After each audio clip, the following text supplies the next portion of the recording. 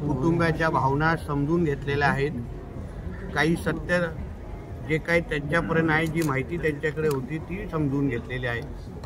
एवढी महाराष्ट्र सरकारचा प्रतिनिधी म्हणून मी आज इथे आलेलो आहे। आमचं सरकार हे हिंदुत्ववादी विचाराचं आहे। अशा कुठल्याही घटना कुठल्याही हिंदूवर अगर होत असतील तर ह्या सरकारमध्ये तरी खपून घेणार नाही।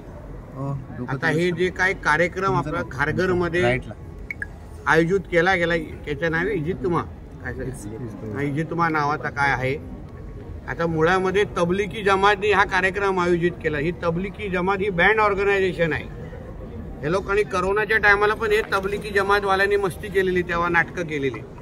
आता मुळामध्ये 50,000ची परवानगी घ्यायची आणि 2-2, 3-3 लाख लोक जमा व्हायचे, हे कुठल्या कायद्याअंतर्गत आहे? म्हणून या सगळ्या बाबतीची माहिती आज मी ह्यांच्याकडून घेतलेली आहे। त्याला कसं तिथून येत असताना जे काही व्हिडिओमध्ये दिसत आहे, हेल्मेटनी त्याच्यावर ठेचून मारलं गेलं। तो पोलीस स्टेशनमध्ये गेला। पोलीस स्टेशनमध्ये 15-20 मिनिटं त्याची चर्चा झाली, बोलणं झालं, त्याच्यानंतर तो तिथे कोसळला। ही सगळी माहिती आता त्या दिवशी जसं तुम्हाला माहिती असेल की मी माननीय मुख्यमंत्र्यांना पत्र तेव्हाच लिहिलेलं होतं की ह्याची उच्चस्तरीय चौकशी करा, आपण केली पाहिजे। आणि ह्यात अशा पद्धतीचे कार्यक्रम ज्याच्यामध्ये हिंदूंसंदर्भात, आता तिथे जो काही मोहम्मद साद नावाचा कोण धर्मगुरू आलेला असे माहिती देतात, तो हिंदूंचा द्वेष करणारा आहे, तो विष ओकणाराच आहे। अशा ह्या अतिरेक्यांना आपण कार्यक्रम आमच्या महाराष्ट्रामध्ये आम्ही घेऊन देणार नाही, ही भूमिका सरकार म्हणून आमची आहे। म्हणून या सगळ्या बाबतीमध्येची माहिती आज गोळा केलेली आहे। मी आदरणीय मुख्यमंत्री फडणवीस साहेबांना स्वतः भेटून ही सगळी माहिती देणार आहे। पण आपण खारघरमधल्या राहणाऱ्या हिंदू समाजाला मी विश्वास देतो, हे आमचं हिंदुत्ववादी विचाराचं सरकार आहे। इथे अशा कुठल्याही घटना सहन होणार नाही, शिक्षा होणार आणि ती पण कडक शिक्षा होईल आणि त्याचा अनुभव इकडल्या हिंदू समाजाला होईल। कोणीही घाबरू नये। जे काही विश्वास संपन्न करायचे आहे तो फडणवीस साहेबांच्या आणि मुख्यमंत्री साहेबांच्या माध्यमातून ते केलं जाईल। मी स्वतः तिथे बोला आणि ह्या संबंधित ह्या कार्यक्रमाच्या संबंधित जी काय चौकशी करायची, आयोजकांवर गुन्हा, आता ह्या अशा पद्धतीचे कार्यक्रम घेतल्यानंतर अगर कोणच नियम कायदे तोडत असतील तर आयोजकांवर गुन्हा घेतलाच पाहिजे। तर त्या संबंधीची जे बोलणं माझं पोलिसांशी झालेलं आहे, आता मला पुढच्या कारवाईच्या दृष्टिकोनातून पुढे झालेलं आहे, काय होत नाही।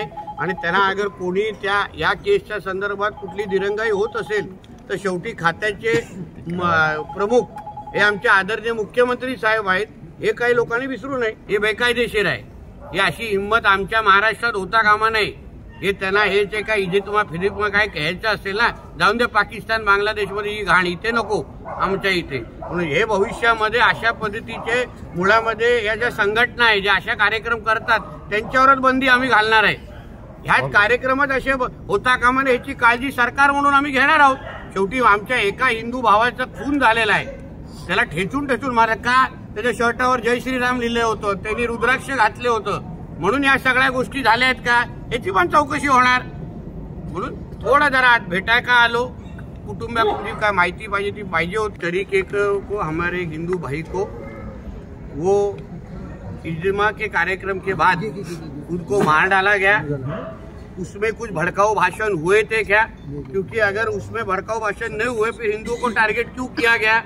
उसने गले में रुद्राक्ष पहना था, उसके टी शर्ट पे जय श्री राम लिखा था, इसलिए उसको मारा गया है क्या? ये सब की चीज, ये सब की इंक्वायरी करने की मांग मैंने खुद की है। सरकार हमारे हिंदुत्ववादी विचार की सरकार है, ये सारी की सारी चौकसी होगी और जिसने भी ये सब किया है उसको जरूर उसके बारे का पनिशमेंट मिलेगा, ताकि उनको आगे जाके ऐसे किसी भी हमारे हिंदू भाई या बहनों के खिलाफ की तरफ कोई गंदी नजर देखने की हिम्मत भी नहीं करेगा।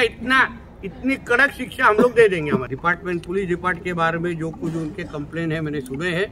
मैं खुद मुख्यमंत्री जी को मिलूंगा, इसके बारे में सारी की सारी इन्फॉर्मेशन उनको दूंगा। हमारे मुख्यमंत्री साहब गृह मंत्री भी है, वो जरूर इसके बारे में कार्रवाई करेंगे। सारे का सारा फैक्ट जो मैंने आज सुना है, जो सुनने आया तो, और जो अभी फैमिली जो बता रही है उनके पास जो इन्फॉर्मेशन है, वो सारे का सारा सुनने के बाद एक बार फडणवीस साहब से बात करने के बाद जो कुछ न्याय देने चाहिए तो SIT करेंगे और दूसरा कुछ फॉर्म करेंगे, मगर इसके बारे में ऐसा चौकसी करेंगे बाद में इन लोग को ऐसा साथ में आने की हिम्मत भी ये लोग करेंगे नहीं कि उनके अंदर जाके अगर हिंदुओं के खिलाफ अगर भाषण देने का काम अगर होता रहेगा, जहर ये करने का अगर काम होता रहेगा ना, तो ये कार्यक्रम कुछ धर्म का होता नहीं है। फिर क्या इस्लाम में लिखा है क्या कि हिंदू को गाली और मार डालना है? तो फिर हमको भी फिर सरकार बन के भी चुप में बैठेंगे नहीं हम लोग। ये क्या पाकिस्तान और बांग्लादेश नहीं है कि इधर आके कुछ भी तुम हिंदुओं को इस तरह से मार डालोगे? आगे अभी समझेगा जब सरकार की कार्रवाई आगे चालू हो जाएगी ना हमारे तरफ से, फिर समझेगा। फिर पाकिस्तान में बैठा हुआ अब्बा याद आएगा। फिर खारघर के गलियों में घुमा जाता है झुंड बन के, ये सारी चीजें है ना यहाँ चलेंगी नहीं। ये सरकार की तरफ तो बिल्कुल नहीं चलेगी। आगे आगे देखिए होता है। लेटेस्ट अपडेट्स और ताजा तरीन खबरों के लिए TV1 इंडिया लाइव को सब्सक्राइब कीजिए और नोटिफिकेशन पाने के लिए बेल आइकॉन को दबाना मत भूलिए।